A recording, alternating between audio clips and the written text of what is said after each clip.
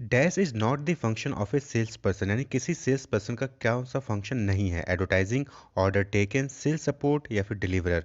तो sales person का जो रोल होता है देखा जाए तो ऑर्डर लेना, सेल्स को सपोर्ट करना और उसको डिलीवर करना भी होता है, लेकिन एडवर्टाइजिंग सेल्स पर्सन का काम नहीं होता है। तो option A is the correct option. Next है qualifying a prospect is. Qualifying a prospect यानी प्रोस्पेक्ट को क्वालिफाइंग करना क्या होता है? Identical, which checking reference for an applicant, determining which applicant to hire, conducting a exit interview या फिर determining if a prospect is interested in a product. तो qualifying a prospect का मतलब होता है कि क्या प्रोस्पेक्ट आपके प्रोडक्ट में इंटरेस्ट है या नहीं है। अगर इंटरेस्टेड है तो क्वालिफाई हो जाता है। तो करेक्ट ऑप्शन का जाएगा option D, determining if a prospect is interested in a product, तो उसको कहते हैं क्वालिफाइंग अ प्रोस्पेक्ट। नेक्स्ट है personal selling is more effective than advertising when the customer base is. तो जो पर्सनल सेलिंग है वो ज़्यादा इफेक्टिव होता है एडवर्टाइजिंग से। कब? लार्ज और लोकल, जब कस्टमर बेस आपका लार्ज होता है और लोकल होता है, या फिर कस्टमर बेस जब स्मॉल होता है और वाइडली डिस्पर्स होता है, या फिर कस्टमर बेस आपका लार्जली और वाइडली डिस्पर्स होता है, या फिर कस्टमर बेस स्मॉल और लोकल होता है। तो पर्सनल सेलिंग कब इंपॉर्टेंट होता है? एडवर्टाइजिंग से ज़्यादा इफेक्टिव होता है। तो करेक्ट ऑप्शन क्या हो जाएगा? ऑप्शन बी, स्मॉल और वाइडली डिस्पर्स। जब छोटे कस्टमर बेस छोटा होता है और वाइडली डिस्पर्स होता है तो उस केस में आपका पर्सनल सेलिंग जो है वो ज़्यादा इंपॉर्टेंट होता है। Which of the following is not a type of personal selling. आपको नीचे दिए गए ऑप्शन में से बताना है कि पर्सनल सेलिंग का टाइप कौन सा नहीं है। Order getter, order supporter, order writer या फिर ऑर्डर टेकर। तो देखिए ऑर्डर गेटर यानी ऑर्डर गेट करना, पाना, ऑर्डर सबको सपोर्ट करना, ऑर्डर टेक यानी ऑर्डर लेना, लेकिन ऑर्डर राइटर ये पर्सनल सेलिंग का टाइप नहीं है। तो करेक्ट ऑप्शन का जाएगा ऑप्शन सी, ऑर्डर राइटर ये पर्सनल सेलिंग का टाइप नहीं है। नेक्स्ट है which of the following is not A category of personal selling. Personal selling की कैटेगरी नहीं है। प्रोफेशनल, सिस्टमैटिक, इंडस्ट्रियल या फिर कंज्यूमर। तो देखिए पर्सनल सेलिंग जो हम प्रोफेशनल में भी करते हैं, इंडस्ट्रियल में भी करते हैं, कंज्यूमर में भी करते हैं, लेकिन सिस्टमैटिक ये पर्सनल सेलिंग का कोई कैटेगरी नहीं है। तो option B is the systematic personal selling का कोई कैटेगरी नहीं है। प्रोफेशनल, इंडस्ट्रियल और कंज्यूमर ये प्रोफेशनल सेलिंग की कैटेगरी होती है। नेक्स्ट क्वेश्चन है the sales people who travel to call on customer is known as outside sales force, field sales force, inside sales force या फिर option D both A and B. तो but obviously बात है sales people travel कर रहे हैं customer के call पे तो आउटसाइड सेल्स फोर्स भी कहलाएंगे, उनको फील्ड सेल्स फोर्स भी कहलाते हैं। तो option D both A and B हो जाएगा। नेक्स्ट है dash is the most effective promotional tool in making buyer preference conviction and most importantly action. तो कौन सा मोस्ट इफेक्टिवली प्रमोशन टूल होगा जिसमें कि बायर प्रेफरेंस कन्विक्शन और उनको एक्शन लेने के लिए जो है इंपॉर्टेंट होता है? Personal selling, promotion mix, dealer promotion method या फिर सेल्स प्रमोशन। तो बट ऑब्वियसली बात है कौन सा बेटर होगा? Personal selling. Personal selling is the most effective promotional tool in making buyer preferences conviction and most importantly actions. Next है what are the key concept of personal selling. Personal selling का key concept क्या है? Need analysis, demonstration, sales presentation, trial close या फिर option E all of this. तो but obviously बात है कि देखिए पर्सनल सेलिंग में हम क्या कहते हैं कि नीड को एनालाइज करते हैं कस्टमर की, फिर उसको डेमोस्ट्रेट करते हैं प्रोडक्ट को, सेल्स प्रेजेंटेशन देते हैं, फिर ट्रायल को क्लोज करते हैं। तो option E all of this सभी के सभी ये पर्सनल सेलिंग के कॉन्सेप्ट हैं। Sales person who sell their product directly to customer on telephone is called, यानी कि वो सेल्स पर्सन जो टेलीफोन के थ्रू जो है कस्टमर्स को प्रोडक्ट सेल करते हैं उनको क्या कहते हैं? Outside sale force, inside sale force, telemarketing, team selling या फिर option E none of this. तो बट अब टेलीफोन पे प्रोडक्ट को सेल कर रहे हैं तो उसको क्या कहते हैं? सी टेली मार्केटिंग कहते हैं।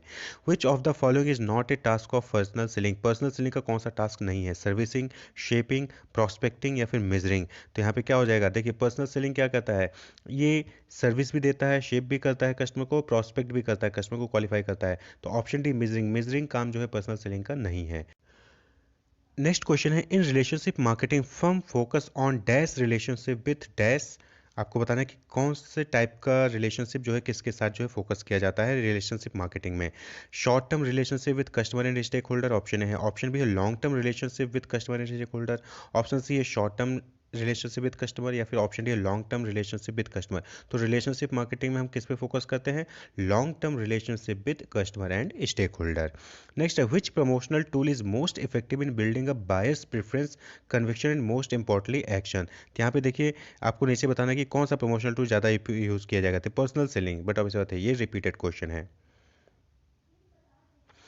नेक्स्ट क्वेश्चन है सेल्समैनशिप मीन्स सेल्समैनशिप का क्या मतलब होता है? Bringing product to the notice of the public, face to face presentation, the art of selling a product और सर्विस, या फिर oral presentation of a product. तो सेल्समैनशिप का मतलब होता है the art of selling a product और service. किसी प्रोडक्ट और सर्विस को सेल करने को ही हम क्या कहते हैं? सेल्समैनशिप कहते हैं। Which of the following is not a function of salesman? Salesman का कौन सा फंक्शन नहीं है? तो ऑप्शन ए है buying raw material and turning them into finished goods, option B है finding buyer and stimulating them to purchase goods, option C advertising, option C sales promotion. तो देखिए सेल्समैन का काम क्या नहीं होता? ऑप्शन ए रॉ मटेरियल को खरीद करके उसको फिनिश गुड्स में कन्वर्ट करना, ये सेल्समैन का काम नहीं है। बाकी तीनों ही क्या है? सेल्समैन का काम होता है। नेक्स्ट है the qualities of a good salesman include. तो एक गुड सेल्समैन का क्या क्वालिटीज हो सकती हैं? फ्रेंडलीनेस, कॉन्फिडेंस और पोलाइटनेस, ऑप्शन बी है diligence, aggressiveness and politeness, option C है punctuality, cheerfulness and good look, option D है स्मार्टनेस, परसुएसिवनेस एंड इंसॉलेंस, या फिर option E all of this. तो एक गुड सेल्समैन की क्वालिटी क्या होती है? Option E all. ये सारी की सारी क्वालिटीज एक गुड सेल्समैन की होती हैं। In order for a customer to arrive at a buying decision, the salesperson should present the product according to।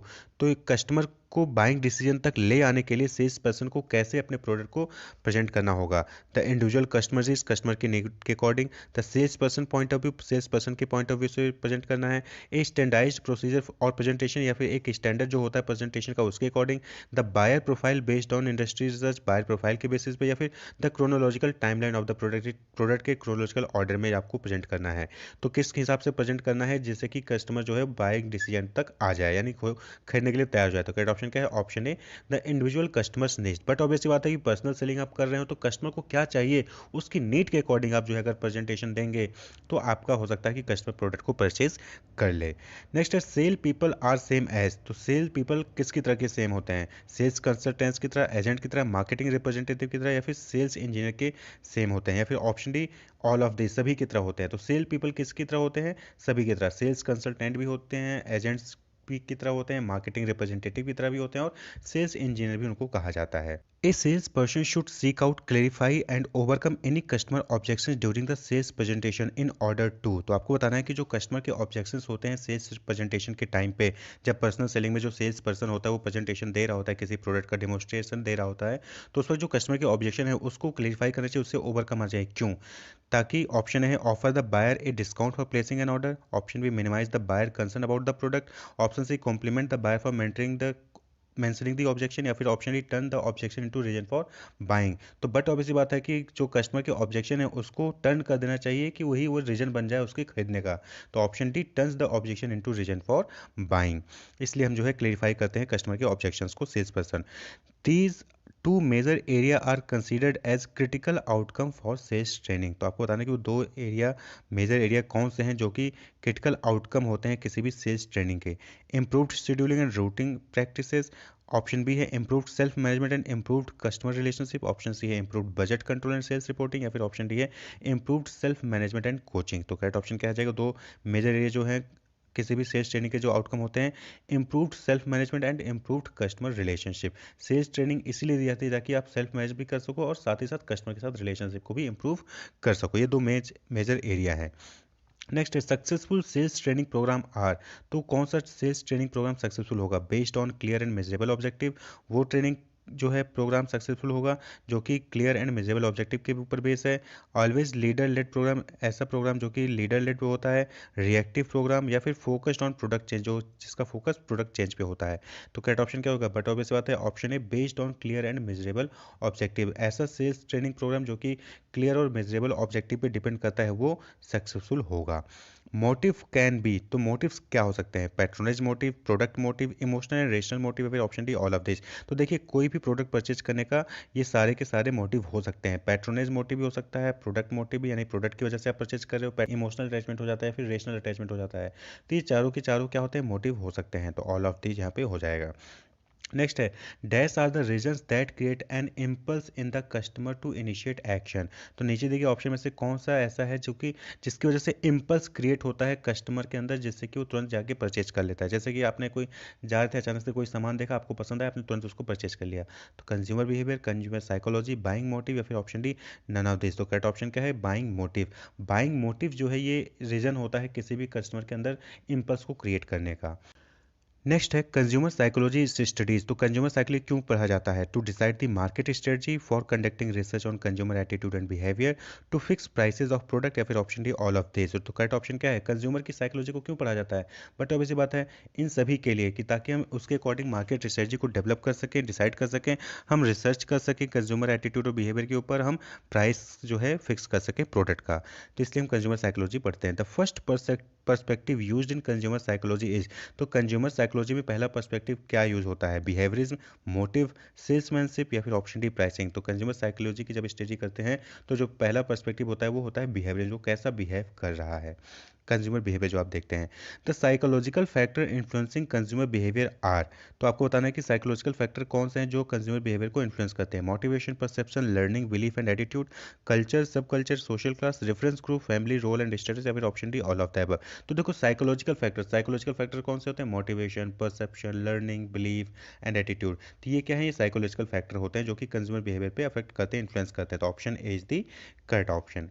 Next है dash is the starting point of the selling process. यानी कि कोई भी selling process है तो क्या app जो starting point होता है उसका क्या होता है? Pre approach, prospecting, raising objection, या फिर फॉलो अप। तो करेक्ट ऑप्शन क्या है? प्रोस्पेक्टिंग। पहले आप अपने कस्टमर को प्रोस्पेक्ट करिए, आइडेंटिफाई करिए, उसके बाद उसको प्री अप्रोच करिए, फिर उसके बाद जो है आप सेल्स प्रेजेंटेशन देते हैं, फिर ऑब्जेक्शंस आता है, फिर फॉलो अप करते हैं, तो बाकी की बात आता है। तो पहला स्टेज क्या होता है किसी भी सेलिंग प्रोसेस में? प्रोस्पेक्टिंग होता है, कस्टमर को आइडेंटिफाई करना कि आपके प्रोस्पेक्ट कस्टमर्स कौन से हो सकते हैं। नेक्स्ट है dash is the heart of the selling process. यानी कि नीचे दिए ऑप्शन में बताया कि सेलिंग प्रोसेस का हर्ट कौन सा होता है? प्रोस्पेक्टिंग यानी कस्टमर को आइडेंटिफाई करना, अप्रोच करना कस्टमर को, सेल्स को प्रेजेंट करना, सेल प्रेजेंटेशन, या फिर ऑप्शन डी ऑब्जेक्शन को हैंडल करना। तो करेक्ट ऑप्शन क्या हो जाएगा? किसी भी सेलिंग प्रोसेस का जो हर्ट होता है, इंपॉर्टेंट पार्ट क्या होता है? वो होता है सेल्स प्रेजेंटेशन, कि आपको आप प्रोडक्ट का प्रेजेंटेशन कैसे कर रहे हो। तो option C is the sales presentation is the heart of the selling process. Next है promotion technique for consumers according to which demonstration and display of product made at the place of sale are called. तो आपको बताना है कि जहाँ पे product cell किया जा रहा है वहाँ पे जब आप कोई प्रोडक्ट डेमोस्ट करते हो या डिस्प्ले करते हो कंज्यूमर्स के लिए, तो उसको कौन सा प्रमोशन टेक्निक कहा जाता है? Point of purchase promotion, cent off deal, sales premium, या फिर एडवर्टाइजिंग स्पेसिलिटीज। तो इसको करेक्ट ऑप्शन क्या है यहाँ पे?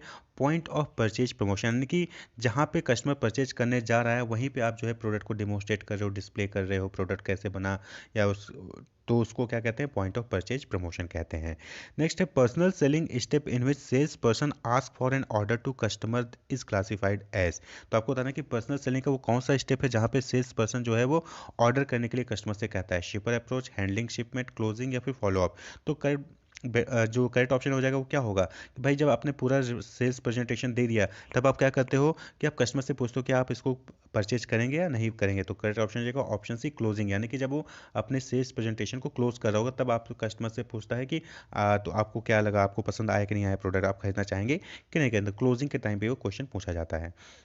Third step in the personal selling process after completion of the pre approach step is to. तो आपको बताना है कि पर्सनल सेलिंग प्रोसेस में थर्ड स्टेज क्या होता है प्री अप्रोच के बाद? Prospecting and qualifying, handling objection, approach, या प्रेजेंटेशन एंड डेमोस्ट्रेशन। देखिए तो प्रोस्पेक्टिंग क्वालिफाइंग ये पहला स्टेज होता है कि पहले आप कस्टमर को प्रोस्पेक्ट करते हो, क्वालिफाई करते हो, और फिर उसके बाद क्या करते हो? प्री अप्रोच के बाद आप उसको अप्रोच करते हो। तो option C is the third step in personal selling. Prospecting and qualifying first, second pre approach, then third is approach. Next है step in the personal selling process which consist of a first meeting between the customer and salesperson is called. यानी कि वो step जहाँ पे पहली बार meet करता है personal जो सेल्समैन होता है, सेल्स पर्सन होता है, वो कस्टमर से पहली बार मिलता है, तो वो कौन सा स्टेज होता है? तो बट ऑब्वियसली बात है वो कौन सा स्टेज होता है? Third step. अभी जो आपने ऊपर देखा अप्रोच, पहले प्रोस्पेक्ट करता है, क्वालिफाई करता है कस्टमर को, फिर प्री अप्रोच करता है, उसके बारे में डिटेल करता है, फिर अप्रोच करता है कस्टमर को, तो उसको कहते हैं अप्रोच, थर्ड स्टेज। नेक्स्ट है reduce buyer concern that might have arisen after the sale, reveal problem, assure buyer of sales person interest, ensure customer satisfaction and repeat business is called. तो उसको क्या कहते हैं? उसको कहते हैं फॉलो अप। यानी कि किसी कस्टमर को आपने प्रेजेंटेशन दे दिया और कस्टमर ने प्रोडक्ट परचेज कर लिया, उसके बाद जो है कस्टमर को क्या प्रॉब्लम्स हैं, आफ्टर सेल सर्विसेज आप पूछ रहे हो, रिवील कोई भी प्रॉब्लम है तो उसको आप पूछते हो, बायर खुश है कि नहीं है उससे पूछते हो, दोबारा परचेज करना चाहता है कि नहीं करता उसके बारे में आप जानकारी देते हो, सेटिस्फैक्शन को चेक करते हो, या फिर दोबारा से उस प्रोडक्ट को परचेज करना चाहता है कि नहीं चाहता है। तो ये क्या होता है? फॉलो अप कहलाता है। यानी कि आपने प्रोडक्ट सेल कर दिया उसके बाद आप उससे कॉन्टैक्ट में बने हुए हैं कि आपको कैसा लगा, सारी चीज़ें आप उससे पूछ रहे हैं। नेक्स्ट है sales technique lie in which stage of action. तो सेल टेक्निक कौन सी स्टेज ऑफ एक्शन में आता है? अटेंशन, इंटरेस्ट, डिजायर, एक्शन, या फिर option E all of the above. तो करेक्ट ऑप्शन है एक्शन। सेल्स टेक्निक किस में आएगा? एक्शन में आएगा। Tools of sales promotion that are use to trigger short term customer involvement और to build customer relationship are called. तो आपको बताना है कि वो कौन सा टूल है सेल्स प्रमोशन का जहाँ पे शॉर्ट टर्म कस्टमर इन्वॉल्वमेंट या फिर कस्टमर रिलेशनशिप बिल्ड करने के लिए ट्रिगर किया जाता है। Inbound promotion, outbound promotion, organisational promotion या फिर ऑप्शन डी कंज्यूमर प्रमोशन। तो कंज्यूमर से रिलेटेड है, कस्टमर रिलेशनशिप से रिलेटेड कौन सा होगा? ऑप्शन डी कंज्यूमर प्रमोशन कहलाएगा। Sales promotion tool through which resellers are persuaded to carry the brand, provide self space, promote advertising and push to final buyer is classified at। यानी कि sales promotion जहाँ पे आप जो है resellers को जो है उनको परसुएट करते हो, उनको ऑफर देते हो कि वो आपका प्रोडक्ट रखें, आपके प्रोडक्ट के लिए एडवर्टाइजिंग करें और आपके प्रोडक्ट को फाइनल कस्टमर को बेचें, तो उसको क्या कहते हैं? तो बट अब होता है आप रीसेलर्स को सेल कर रहे हो, प्रमोट कर रहे हो, तो करेक्ट ऑप्शन क्या आएगा? Option B trade promotion. ये ट्रेड प्रमोशन कहलाता है। AIDA स्टैंड फॉर, आपको बताना है कि AIDA का फुल फॉर्म क्या है, तो अभी आपने देखा था attention, interest, desire and action. ये आपने याद भी किया होगा, तो attention, interest, desire and action, ये AIDA का फुल फॉर्म होता है। Compensation is given with base pay link to an individual team और ऑर्गेनाइजेशनल परफॉर्मेंस इज कॉल्ड। यानी कि वो कंपनसेशन जो कि किसी भी टीम के परफॉर्मेंस पे, ऑर्गेनाइजेशन के परफॉर्मेंस पे दिया जाता है, उस कंपनसेशन को क्या कहते हैं? वेरिएबल पे, सैलरीज, बेस पे या फिर ऑप्शन डी वेजेस। तो परफॉर्मेंस के बेस पे है तो उसको क्या कहते हैं? वेरिएबल पे। क्यों? क्योंकि परफॉर्मेंस किसी मंथ आपका घट सकता है, किसी मंथ आपका अच्छा हो सकता है, तो उसके हिसाब से आपका पे घट या बढ़ सकता है। Most common and usual form of direct compensation paid in organisation is, तो आपको बताना है कि मोस्ट कॉमन और usual form of direct compensation कौन सा है किसी भी ऑर्गेनाइजेशन में? Base pay and benefit, base pay and variable pay, variable pay and benefit या फिर option D all of the above. तो करेक्ट ऑप्शन क्या है? Option B base and variable pay, यानी कि कुछ अमाउंट फिक्स होगा और वहीं पे कुछ अमाउंट सेल्समैन के परफॉर्मेंस पे डिपेंड करता है। इंसेंटिव्स डिपेंड अपॉन, इंसेंटिव्स किस पे डिपेंड करता है जो कि किसी भी सेल्स पर्सन को मिलता है? प्रोडक्टिविटी पे, सेल्स पे, प्रॉफिट पे या फिर option D all of the above. तो बट आपसे बताए इंसेंटिव जो मिलेगा वो किस पे डिपेंड करेगा? आपकी प्रोडक्टिविटी पे, सेल्स पे, प्रॉफिट, तीनों पे ही डिपेंड करता है, तो all of the above correct option हो जाएगा। नेक्स्ट है any compensation plan must be, तो कोई भी कंपनसेशन प्लान कैसा होना चाहिए? Option A understandable, workable, acceptable, option B है reasonable, workable, acceptable, option C understandable, feasible, acceptable या फिर ऑप्शन डी अंडरस्टैंडेबल और वर्केबल और कंपनसेबल। तो करेक्ट ऑप्शन क्या हो जाएगा? Option A understandable, workable और एक्सेप्टेबल होना चाहिए। तो कोई भी कंपनसेशन प्लान है वो अंडरस्टैंडेबल समझने में आओ, वर्केबल हो, उसको एप्लीकेबल किया जा सके और उसको एक्सेप्ट भी किया जा सके। नेक्स्ट है the following is not a part of the remuneration model, तो नीचे दिए ऑप्शन में से कौन सा रेम्यूनरेशन मॉडल का पार्ट नहीं है? Job description, job evaluation, job hierarchy या फिर जॉब एनालिसिस। तो करेक्ट ऑप्शन क्या हो जाएगा? Option D job analysis. ये जॉब रेम्यूनरेशन मॉडल नहीं है, यानी कि रेम्यूनरेशन मॉडल का पार्ट नहीं है। तो ये कुछ एमसीक्यूज थे सेलिंग से रिलेटेड यूनिट 1 और यूनिट 2 से। Wish you all the best, keep watching, subscribe more videos. Thank you.